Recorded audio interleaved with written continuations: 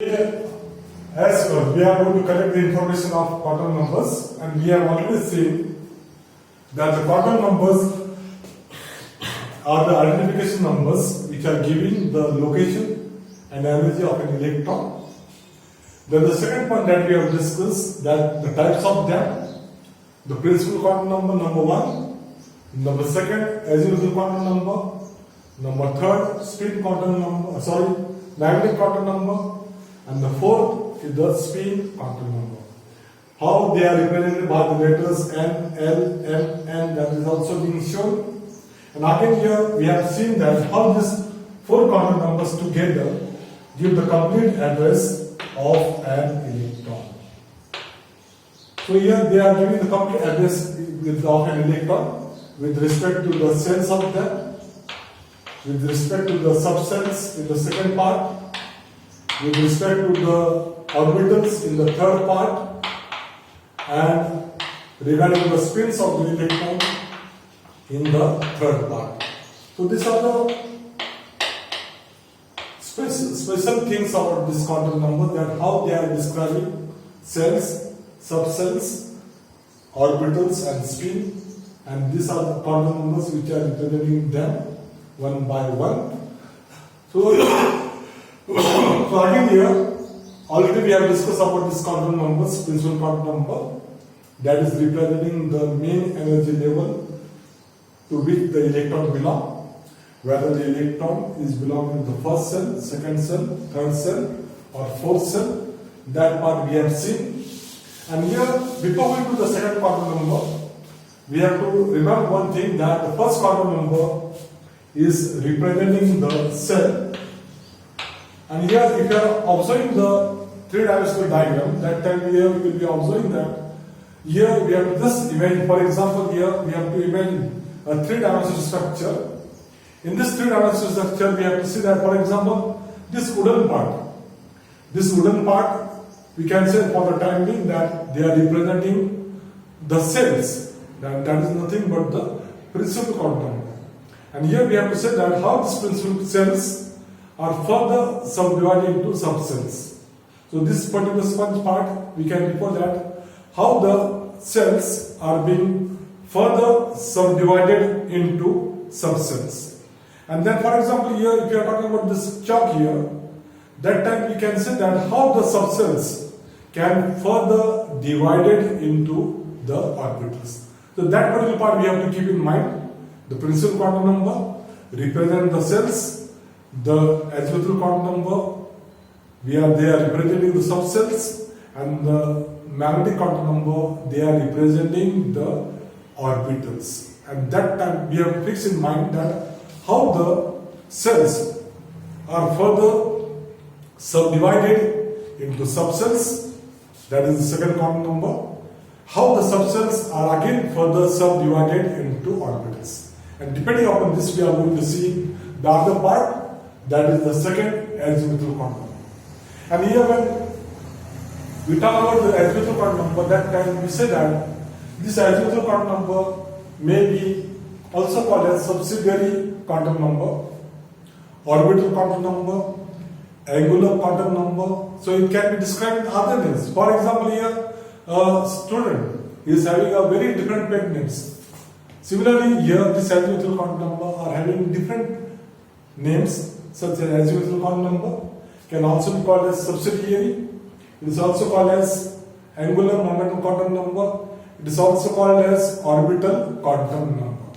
But now we are going to collect some information regarding the azimuthal quantum number. Before that, we have seen the information of principal quantum number, which are representing the number of cells to which the electron belong.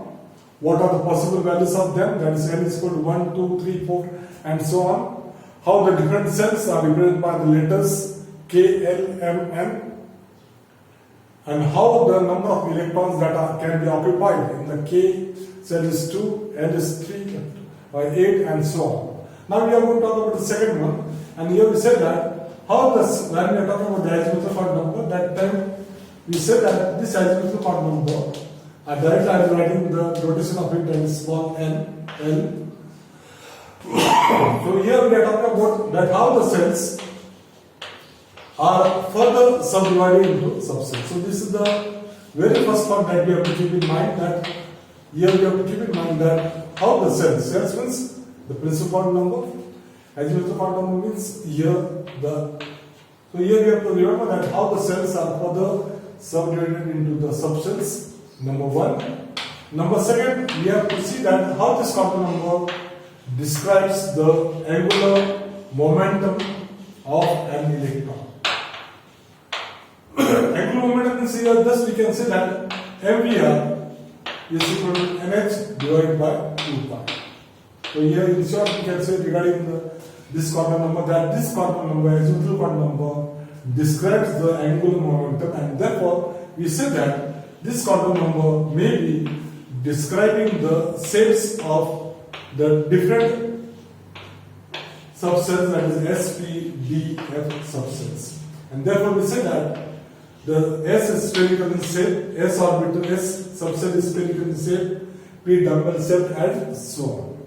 So in this way, how the cells are further subdivided into subcells, how this azimuthal quantum number describes the angular momentum of an electron, and due to this property, we say that they are describing the shapes of various subcells, that is S, P, D, F subcells. Now the important point that we have to keep in mind here is that regarding the values of them. So in each and every thing we have to remember the values of them. Now here in the first we have seen these are the values of the principal quantum number, n is equal to 3, 4, up till 4 here. So here we say that if these are the values of the principal quantum number, what make the possible values of n? That we have to see now. So if these are the possible values of n, so here we say that the value of n is equal to 0. That means here we have to say that the values of n may be from 0, 1 to up to n minus 1. So we say that the values of n, which are depending upon the values of n, are depending upon the values of them. That is, if the value of n is equal to 2, that time the value of n is equal to 0. If the value of n is equal to 2, that time the value of n will be 0 and 1.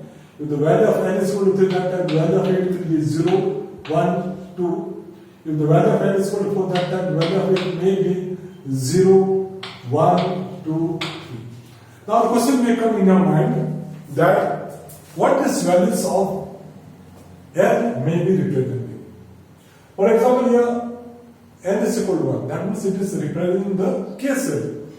That means how many subcells may be possible in the kth cell. And here we said that there is only one possible subcell, and that is the S subcell. So we say that here there is only one possible subcell that is available here, and that is the S subcell. If the value of n is equal to 2, that means the L cell. Here there are two possible subcells that are available here. One is the S subcell, and the other is the P subcell. If the value of n is equal to 3, that time the values of n will be 3. That is, it is representing the S subcell, P subcell, the D subcell. If the value of n is equal to 4, that time it is representing the S subcell, the P subcell, the D subcell, and the F subcell. So depending upon the values of n, that is the cells, different cells, we have to represent, or we are observing that how many subcells may be available depending upon the values of n. So once again, the repetition of what we have discussed so far regarding the azimuthal quantum number.